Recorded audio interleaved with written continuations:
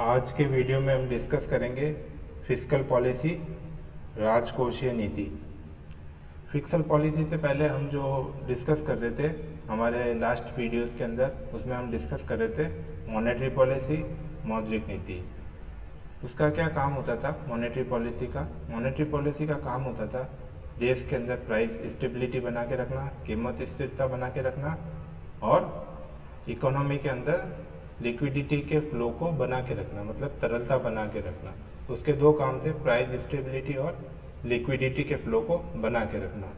जिससे क्या होता है, देश के अंदर जो बिजनेस साइकिल आती है, जैसे रिसेशन आता है, डिप्रेशन आता है, इन्फ्लेशन आता है, मतलब मुद्रास्फीति आती है या मंदी आती है, उसको दूर रखना और एक है ना स्टेबिलिटी के साथ इकोनॉमिक डेवलपमेंट करना। तो ये मॉनेटरी पॉलिसी का काम था और सेकेंड वर्ल्ड वार तक यही था कि है ना मॉनेटरी पॉलिसी इफेक्टिव होती है इन साइकिल्स को दूर करने के लिए, जिससे स्टेबिलिटी के साथ इकोनॉमिक डेवलपमेंट हो सकता है।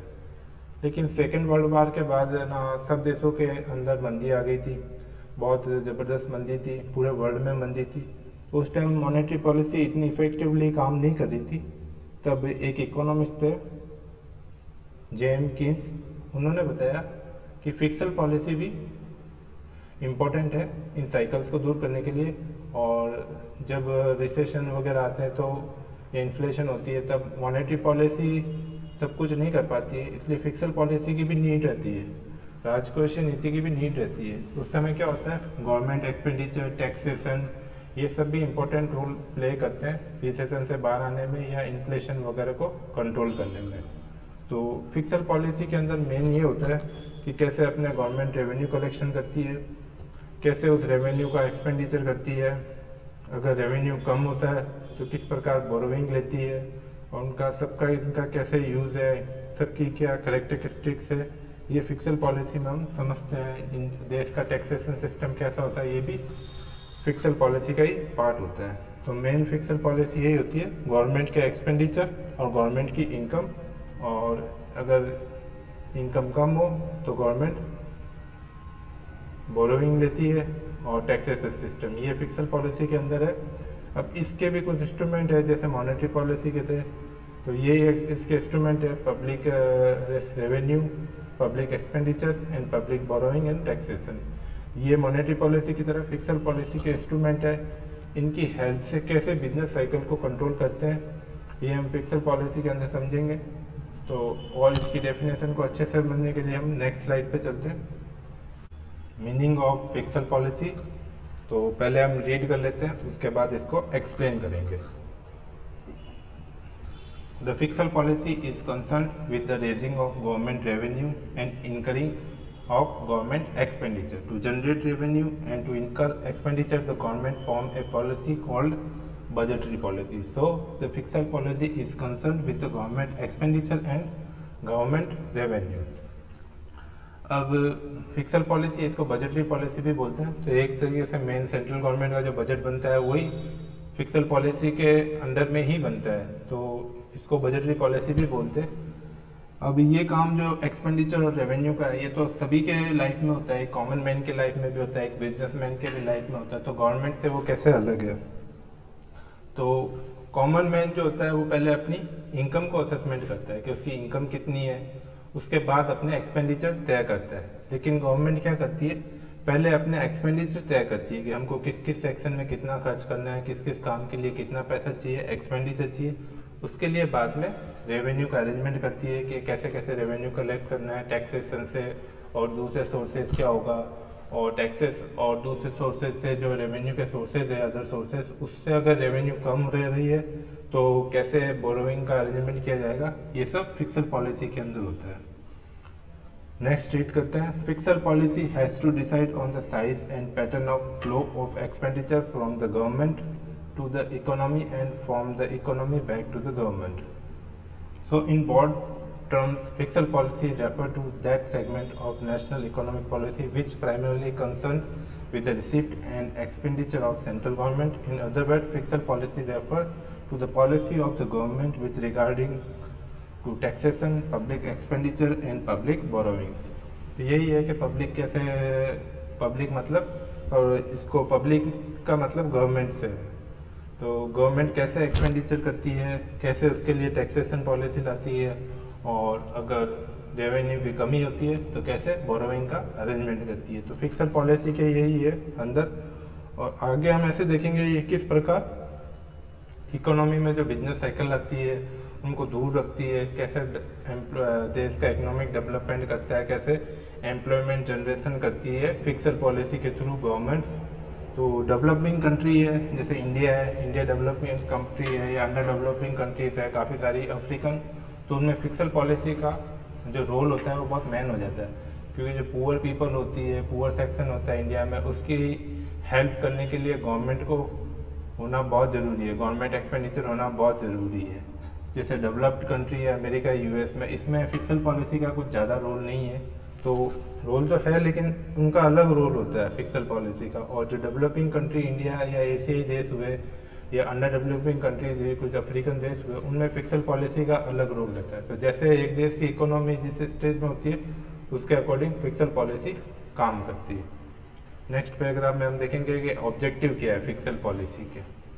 तो the fiscal policy is design to achieve the certain objectives as follows.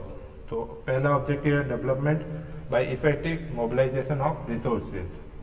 तो रिसोर्सेज का मोबिलाइजेशन करती है, उनको एक जगह से इफेक्टिव डेवलपमेंट के लिए पहुंचाती है। तो पहले तो क्या होता है टैक्सेशन। टैक्सेशन क्या करती है, लोगों से गवर्नमेंट टैक्स लेती है, अंडर फिक्सल पॉलिसी टैक्स वगैरह लेती है, और उस टैक्स के पैसों को डेवलपमेंट में, लोगों की हेल्प में, सोशल बेनिफिट्स के अंदर उस पैसे को मोबिलाइज कर देती है। लोगों से टैक्सेशन लेती है और उसको मोबिलाइज कर देती है पुअर की हेल्प के लिए। जो अमीर लोग होते हैं उनसे ज़्यादा टैक्स लेती है। कॉर्पोरेट सेक्टर में आपको पता ही है टैक्स की रेट 40% है, तो उनसे टैक्स लेती है और उस पैसे को मोबिलाइज करके कुछ पार्ट उसका डेवलपमेंट में खर्च करती है, कुछ उसका सोशल बेनिफिट्स में खर्च करती है। तो इस प्रकार क्या करती है, रिसोर्सेज का मोबिलाइजेशन करती है। दूसरा है पब्लिक सेविंग।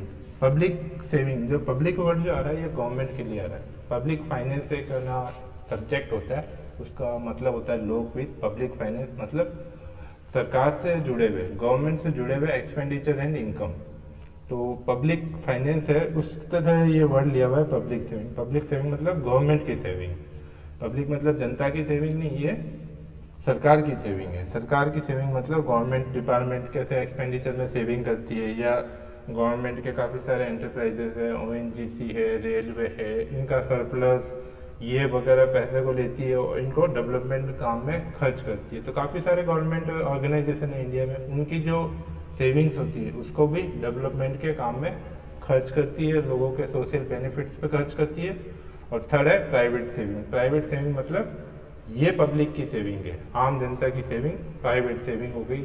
ये कैसे होती है, गवर्नमेंट कैसे कलेक्ट करती है, गवर्नमेंट अपने ट्रेजरी बिल इशू करती है, सेंट्रल गवर्नमेंट के जो बॉन्ड्स वगैरह होते हैं उनको ट्रेजरी बिल करती है, गवर्नमेंट बॉन्ड्स। इनके थ्रू क्या होती है, गवर्नमेंट जो छोटे छोटे लोग होते हैं, बचत करता होते हैं, देश में इन्वेस्टर होते हैं छोटे छोटे, जैसे हम लोग हैं, आम लोग हैं, या मध्यम या लोअर मिडिल क्लास हो गया, ये जनता है, इनकी जो छोटी छोटी सेविंग होती है वो गवर्नमेंट कलेक्ट करके उसको डेवलपमेंट में डाल देती है। जैसे LIC में हम पैसा लगाते हैं, हम अपने प्रोविडेंट फंड में पैसा लगाते हैं, गवर्नमेंट बॉन्ड में पैसा लगाते हैं, पोस्ट ऑफिस की स्कीम में पैसा लगाते हैं। तो ये क्या हो जाती है, इससे जो पैसा आता है गवर्नमेंट को रेवेन्यू होती है वो एक तरीके से प्राइवेट सेविंग होती है। तो इन तीनों से जो रेवेन्यू जनरेट होती है, taxation, public saving, private saving से, इनको डेवलपमेंट के काम में मोबिलाइज करती है फिक्सल पॉलिसी। तो ये सब फिक्सल पॉलिसी के अंडर में होता है। तो मेन ऑब्जेक्टिव हमने पहला जो समझा है वो रिसोर्सेज का मोबिलाइजेशन है। और रिसोर्सेज कहाँ से आते हैं, टैक्सेशन से आ सकते हैं, गवर्नमेंट डिपार्टमेंट की सेविंग से आ जाते हैं जो हमने पब्लिक सेविंग्स में पढ़ रहे हैं, और लास्ट में हमने प्राइवेट सेविंग जो गवर्नमेंट जनता से पैसा लेती है। गवर्नमेंट जो इन्वेस्टमेंट होते हैं, पोस्ट ऑफिस के हो गए, बैंक्स के हो गए, या GIC, LIC की स्कीम्स हो गई, गवर्नमेंट्स के बॉन्ड हो गए जो RBI इशू करती है, zero coupon bond, treasury bond, government bonds जैसे। अब सेकंड है effective allocation of financial resources. तो ये फिक्सल पॉलिसी के अंदर ही होता है कि गवर्नमेंट अपने एक्सपेंडिचर को पहले ही तय कर लेती है कि कहाँ कहाँ हमने कितना डेवलपमेंट में खर्च करना है, कितना प्रोडक्टिव खर्च करना है, कितना अनप्रोडक्टिव देना है। प्रोडक्टिव अनप्रोडक्टिव भी हम रेवेन्यू कैसे, मतलब एक्सपेंडिचर कैसे होता है ये भी हम डिस्कस करेंगे, कौन से प्रोडक्टिव होते हैं, कौन से अनप्रोडक्टिव होती है। तो किस सेक्शन में करना है गवर्नमेंट को, कितना सब्सिडी पे पैसा खर्च करना है, कितना कोई डिफेंस पे खर्च करना है, कितना शिक्षा पे, कितना स्वास्थ्य पे। तो ये सब का जो अलोकेशन है ये भी फिक्सल पॉलिसी के अंदर होता है, क्योंकि फिक्सल पॉलिसी के अंदर ही गवर्नमेंट के जो हमने देखा था ना मेन 3 इनके इंस्ट्रूमेंट होते हैं, पब्लिक रेवेन्यू, एक्सपेंडिचर और बोरोइंग और टैक्सेशन, ये कुछ इसके इंस्ट्रूमेंट होते हैं। तो इसके अंदर सबसे पहले हमने लिया था एक्सपेंडिचर। तो एक्सपेंडिचर के अंदर पहले ही गवर्नमेंट तय कर देती है फिक्सल पॉलिसी के अंदर के जो हमारे पास रिसोर्सेज है या हम जो रिसोर्सेज कलेक्ट करेंगे उनका एक्सपेंडिचर किस प्रकार उसका एलोकेशन करेंगे, किस किस सेक्शन में, डिफेंस में कितना, एजुकेशन में कितना, मेडिकल सेक्टर में कितना। तो ये सेकंड पॉइंट है कि उसका इफेक्टिव एलोकेशन करना। थर्ड है reduction in inequality of income and wealth. तो हम इंडिया में देखते हैं तो इनइक्वालिटी बहुत है। महाराष्ट्र के लोग अमीर है तो कंपेरेटिवली बिहार और उड़ीसा के और नॉर्थ ईस्ट के काफ़ी गरीब है, उनकी पर पर्सन उनकी जो इनकम है वो बहुत कम है महाराष्ट्र के मुकाबले। पुअर लोग ज़्यादा है उड़ीसा, बिहार वगैरह में, तो महाराष्ट्र में कम है। तो कुछ नॉर्थ ईस्ट के या कुछ स्टेट्स है वो मिडल में है, जैसे राजस्थान, गुजरात वगैरह, वो ज़्यादा डेवलप भी नहीं है और ज़्यादा पिछड़े हुए भी नहीं है, कुछ पिछड़े हुए। तो इंडिया में क्या सब तरह का मिलता है। मुंबई, बेंगलोर वगैरह कुछ सिटीज़ है वो बहुत ज़्यादा डेवलप है, तो कुछ डेवलप नहीं है। तो ऐसे क्या है, बहुत इनइक्वलिटीज़ है।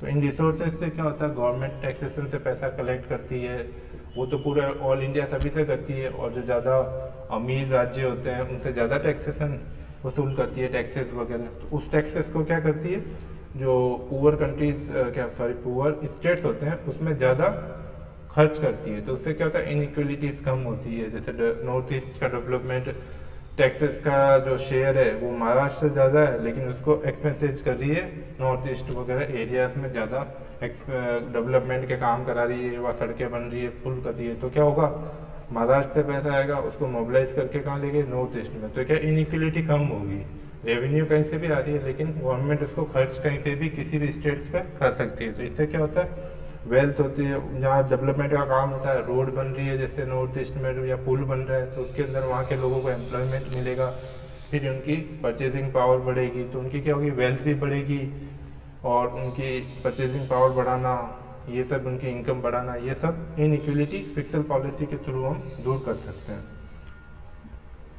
फोर्थ है price stability and control of inflation. Inflation का भी कंट्रोल कर सकती है, जैसे लोगों के हाथ में ज़्यादा पैसा है तो गवर्नमेंट क्या कर रही है, पैसे का फ्लो इकोनॉमी में कहाँ से आता है, गवर्नमेंट के थ्रू ही आता है। थोड़ा गवर्नमेंट का भी शेयर रहता है और इकोनॉमी में पैसा प्राइवेट सेक्टर का, निजी क्षेत्र का भी रहता है। तो गवर्नमेंट क्या करती है, जब इन्फ्लेशन ज़्यादा बढ़ रही है तो अपना शेयर कम कर सकती है, प्राइवेट पे भी वो टैक्सेशन लगा के उसको कंट्रोल कर सकती है फिक्सल पॉलिसी में, और अपने एक्सपेंडिचर पे तो बिल्कुल कंट्रोल है। नई स्कीम ना लाए तो इकोनॉमी में पैसा आना कम हो जाता है। वो जो एक आपने अभी सुना होगा घाटे का बजट या डेफिसिट बजटिंग, तो ये हम आगे इसको पूरा डिटेल में डिस्कस करेंगे। तो उसमें क्या होता है, गवर्नमेंट एक्सपेंडिचर से भी ज़्यादा, कभी है ना रेवेन्यू से ज़्यादा एक्सपेंडिचर कर देती है। तो ये सब क्या है, गवर्नमेंट कंट्रोल कर लेती है। जैसे इन्फ्लेशन होती है तो वो क्या करती है, अपने बजट घाटे को कम कर लेती है, मतलब रेवेन्यू के बराबर ही एक्सपेंडिचर करती है, जिससे क्या होता है कि ज़्यादा एक्सपेंडिचर नहीं करेगी तो जो मार्केट के अंदर है या इकोनॉमी के अंदर पैसा कम जाएगा, उससे क्या होगा, स्टेबिलिटी आएगी, इन्फ्लेशन कंट्रोल हो जाएगा। लोगों के हाथ में पैसा, जब गवर्नमेंट खर्च ही कम करेगी तो लोगों के हाथ में भी पैसा कम आएगा।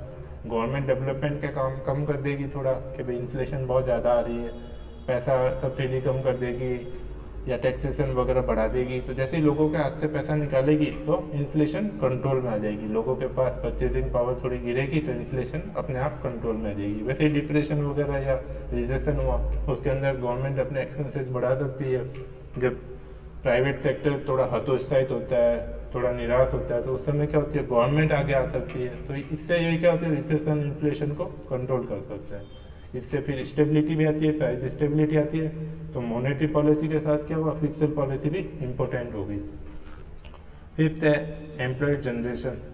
तो एम्प्लॉयमेंट जनरेशन कैसा होता है फिक्सल पॉलिसी के थ्रू, एम्प्लॉयमेंट के लिए क्या चाहिए कि है ना ज़्यादा से ज़्यादा इंडस्ट्री लगे। तो गवर्नमेंट क्या करती है, नए नए इंडस्ट्रियल एरिया बनाती है, वहाँ सड़कें बनाती है, जो बेसिक इंफ्रास्ट्रक्चर है, लाइट, बिजली, पानी, उसको अवेलेबल कराती है, ट्रांसपोर्टेशन अवेलेबल करवाती है, रोड्स बना देती है, तो फिर ट्रांसपोर्टेशन का, गुड्स का आना जाना इजीली हो जाता है। इलेक्ट्रिसिटी, पावर, वाटर सबका अरेंजमेंट कर देती है। तो उससे क्या होता है, एक नया इंडस्ट्रियल एरिया बनती है, नई इंडस्ट्रीज लगती है, लोगों को एम्प्लॉयमेंट मिलता है। तो गवर्नमेंट एक्सपेंडिचर क्या होता है, एम्प्लॉयमेंट बनाने में भी हेल्पफुल होता है।